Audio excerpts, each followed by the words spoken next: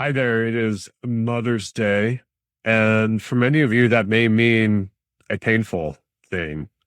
And I know several mothers in my friend group who are not having such a great day.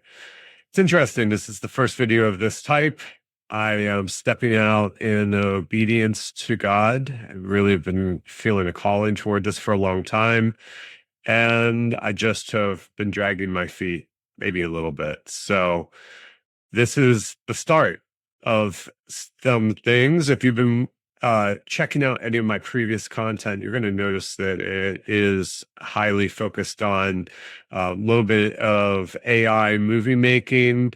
I've got some interest there in how that's actually going to help us as Christians tell the story a little bit better of what God is, what Jesus is more specifically.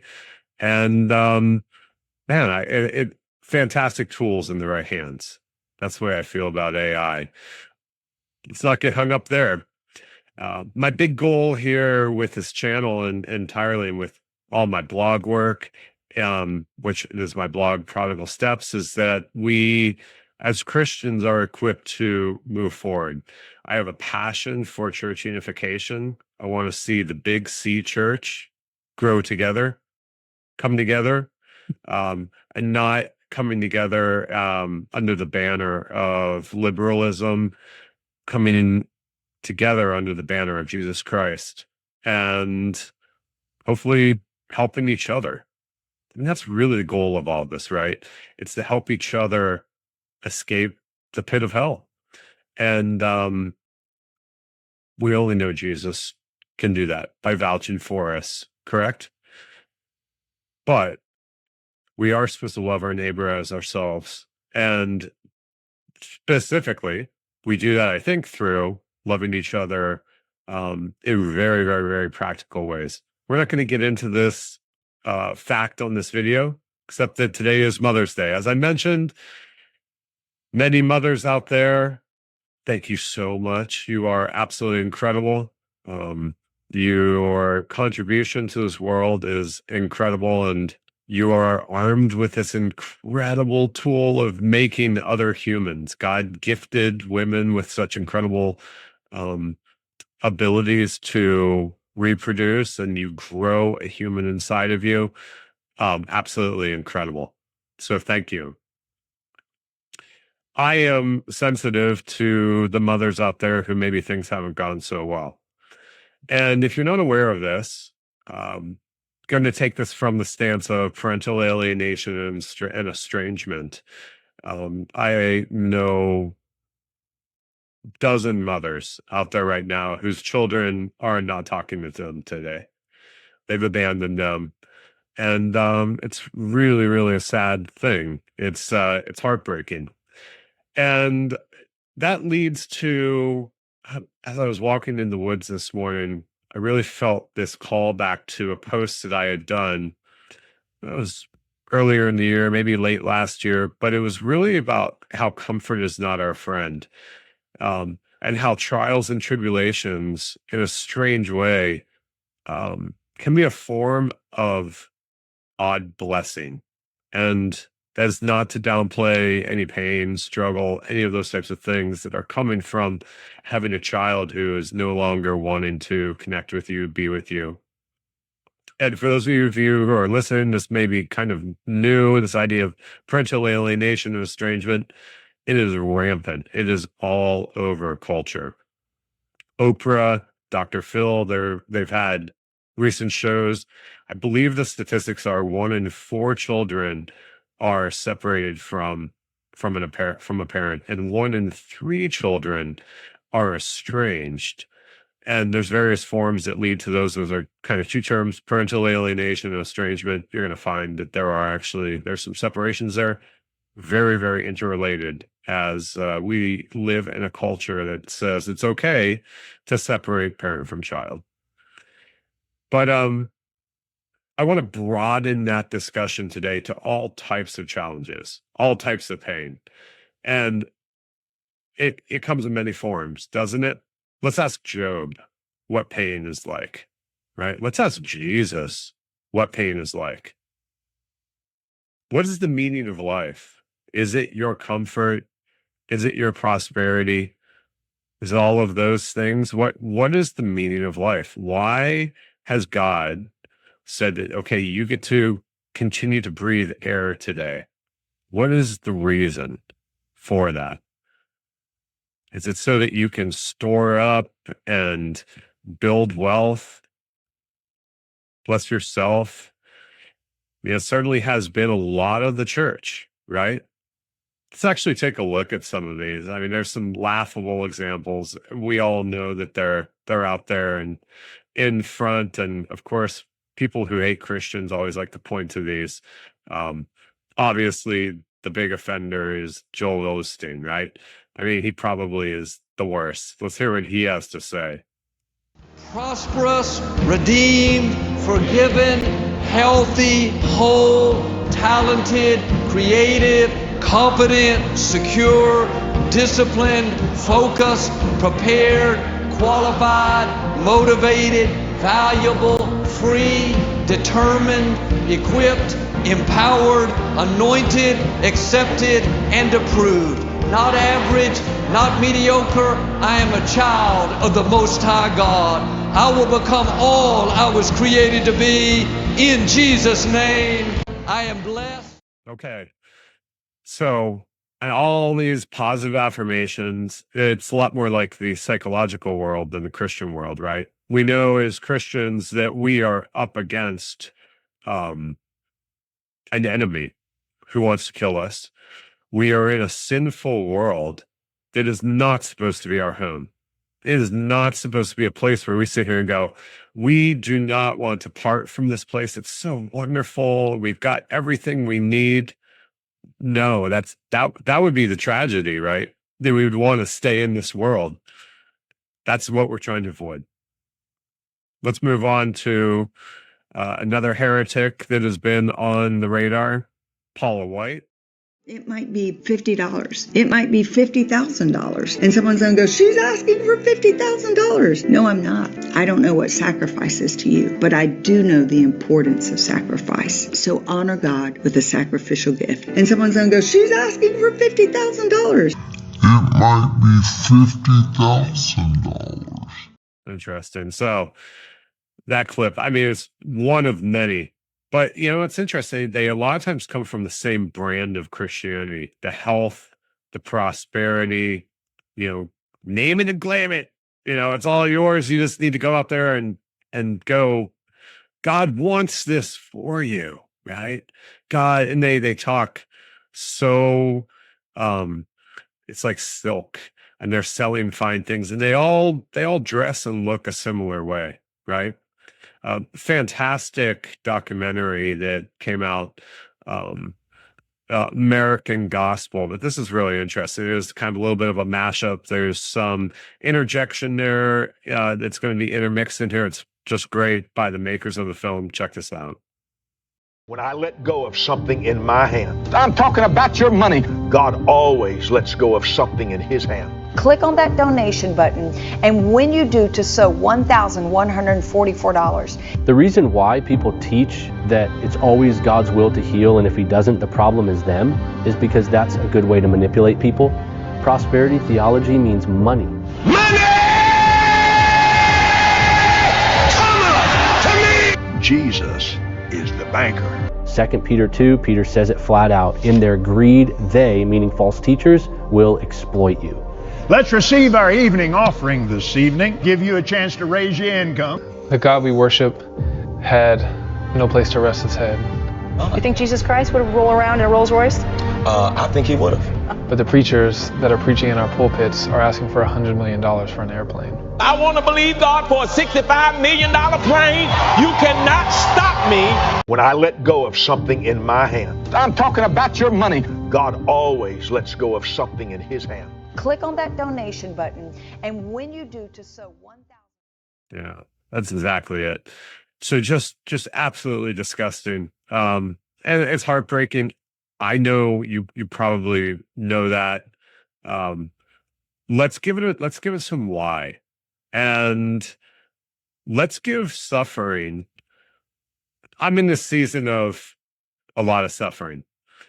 And I'm in the season of a lot of fasting, and it's just been really, really amazing. Now, I'm telling you, I would not be growing into this new place of where God is taking me. I hate even using that word season. It's almost like borrowing from their from their terminology, but it really is strange because I can look at there's different chapters of life, right? Well, whatever God has me in right now, would it be possible without suffering? And my life is just getting my Christian walk, my faith is just growing exponentially.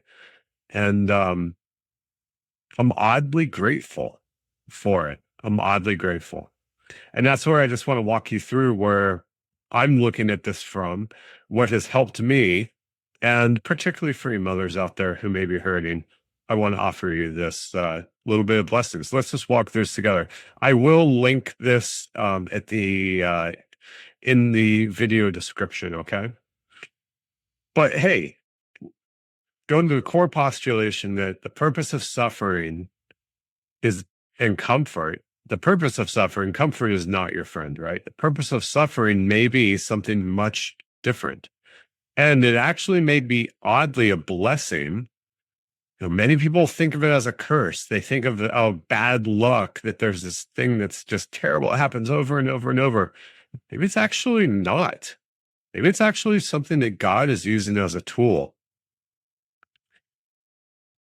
Ecclesiastes is just one of my favorite books of the Bible. And I don't know about you all, but Ecclesiastes, if you want some hope as to why suffering is there, I highly recommend reading that book.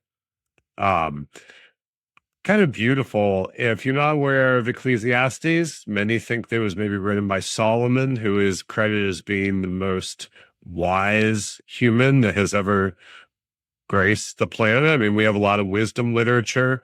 We have Job, we have Proverbs, we have Ecclesiastes. Those are looked at as a group known as the wisdom literature. And because they really cover the whole width and breadth of biblical wisdom and of the human experience, I highly recommend reading all of those and looking at them in their totality. Don't try to look at them singularly, but we can learn things from them singularly because Ecclesiastes addresses the darkness of life in some really, really wonderful ways. So it is a little bit of a dialogue. It has a teacher who's kind of looked at in that book as being the master and offering the grains of truth and wisdom.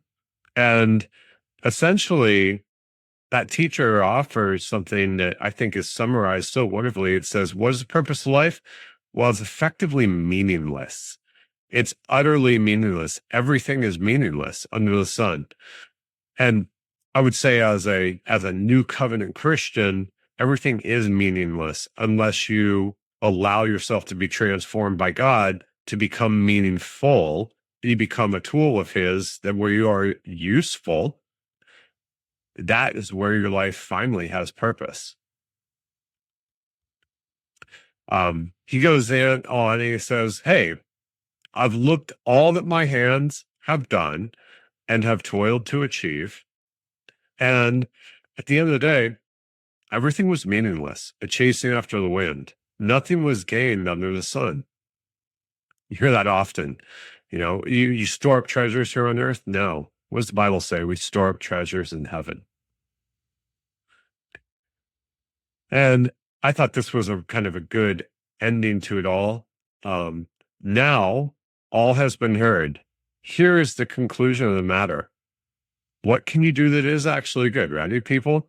Fear God and keep his commandments, for this is the duty of all mankind. For God will bring every deed into judgment, including every hidden thing, whether it is good or evil. Many Christians have heard, I'm never going to be judged.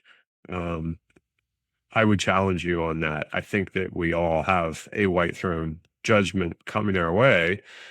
However, if we've been sanctified by Jesus and he stands up for us, we will be acquitted on that day. I don't think you somehow are able to escape that. discussion for a different time. If you disagree with that, I ask you, please hold on. Don't throw the baby out with the bathwater. And please keep listening. So I think Job then is an interesting source material for this. It's funny, who is allowing this? Is God allowing the trial to come? Is Satan creating the trial? Who really is guiding the ship here? Many would say that Satan goes to God and asks to be able to test someone. And it's interesting. At the end of the day, but he knows the way I take, meaning I think God. When he has tested me, I will come forth as gold. Now, that doesn't sound like someone or something that is looking at their trials and tribulations and the negative things of life as being an affliction. That's reframing it as testing.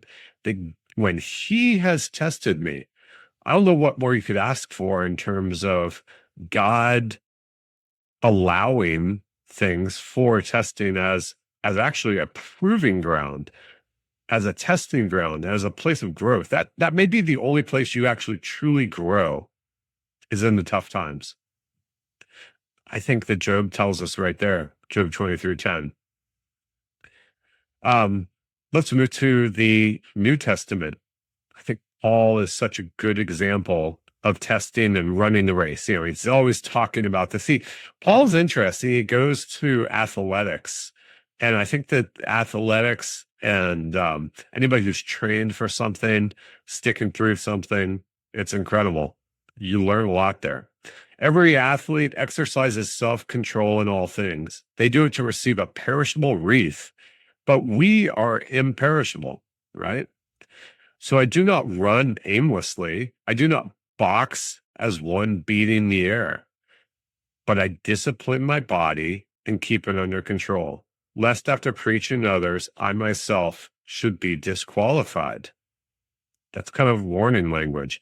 This is going to get into something too, where I fast. I'm learning to fast, honestly. I don't need to pat myself on the shoulder because I've been a failure most of my Christian life.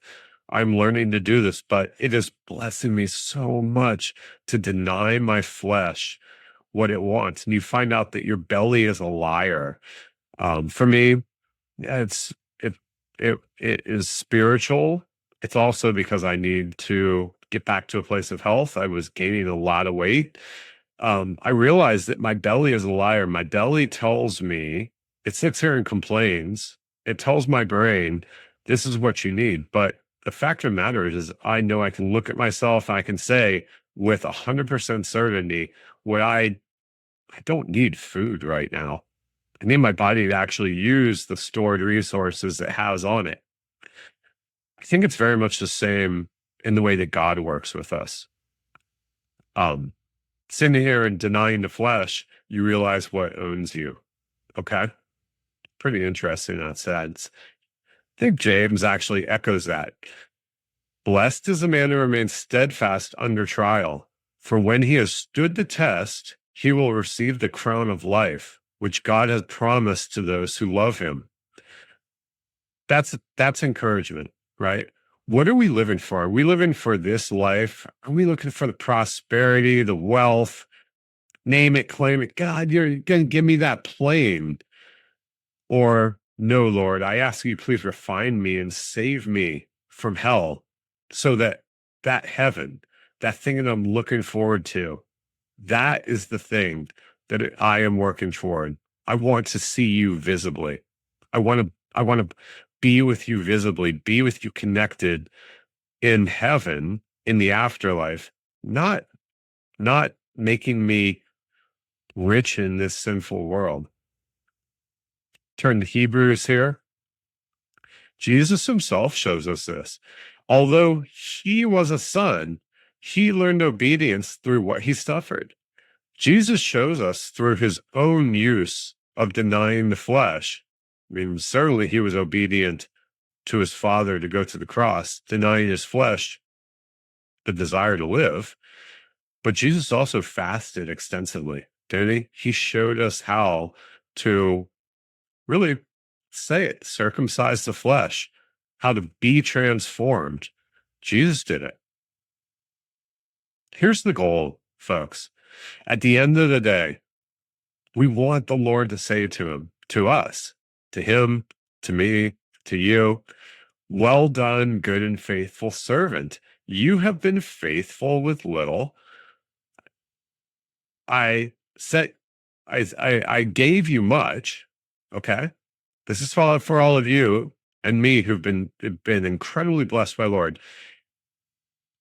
Gave us much. You did well with it. So enter into the joy of your master. That is the goal right there. I think this is the thing. It's any blessing that has come to you, any blessing that's come to me, it's not meant for our prosperity, health, and wellness, and this incredible life on this earth. It must be recycled into kingdom work. For me, that is meaning that I am actually having to put out resources are coming in. That is meant to be redeployed into God's network. Okay. So with that, I just want to close again. Thank you to all the mothers out there who have given birth, and hopefully you have instilled a love of the Lord into your children, and offering also some compassion.